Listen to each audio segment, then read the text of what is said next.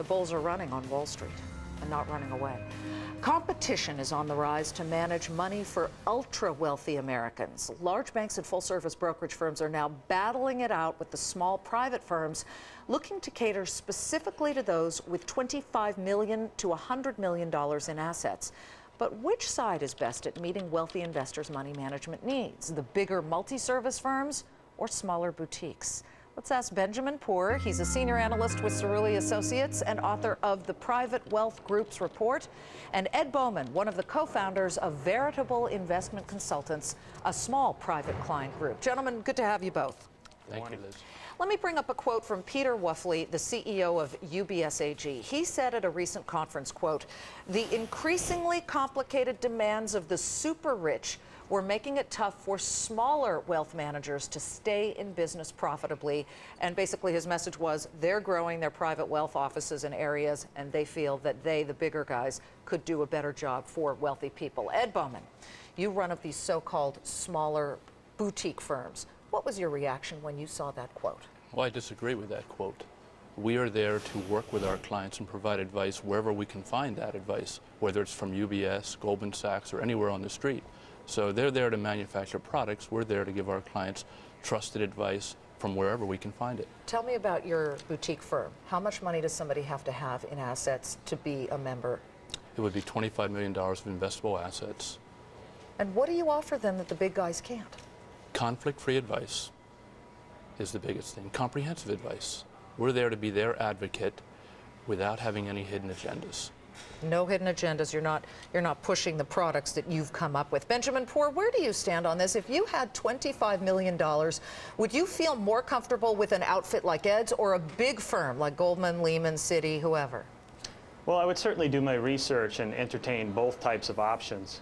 I think particularly within the last 5 years, a compelling case can be made that the Wall Street firms have actually done a much better job in terms of open architecture, in terms of managing conflicts of interest.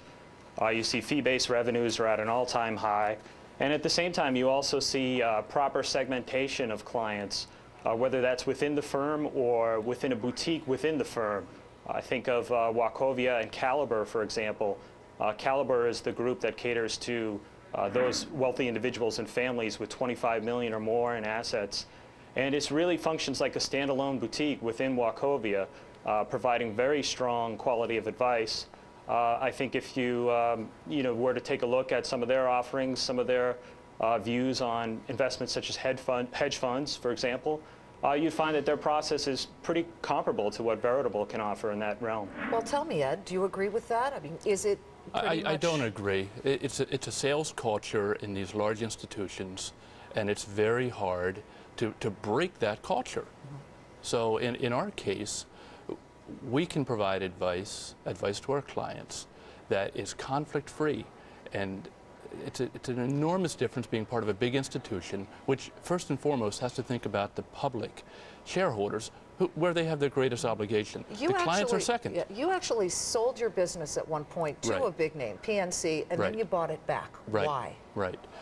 There's a couple of reasons. One is that we can focus on the long term for our clients and not focus on near-term earnings per share to meet Wall Street's estimates. There's a difference in focus. Are you focused on the clients, or are you focused on Wall Street's expectations? Well, you want to make money too, though. But we can take a very long-term view and think first and foremost about our clients. See, Ben, when a guy like Ed says that, if I had that much money, I might think twice and say, I do have that concern about all of the things that go on at the big brokerages and the other issues, the other voices they have to listen to other than mine. Well, again, I think that's less true today than it was, say, even 3 to 5 years ago. Whether you look at the regulators' reforms or whether you look at the voluntary actions by many of the Wall Street firms, you see much more in the way of disclosure and objectivity. Furthermore, while I think both types of firms can provide compelling offerings, I think if you look at many of the advantages of the Wall Street firms, they have a bigger budget to spend on technology. If the wealthy individual has a business and needs capital market services to help that business, they have access to that.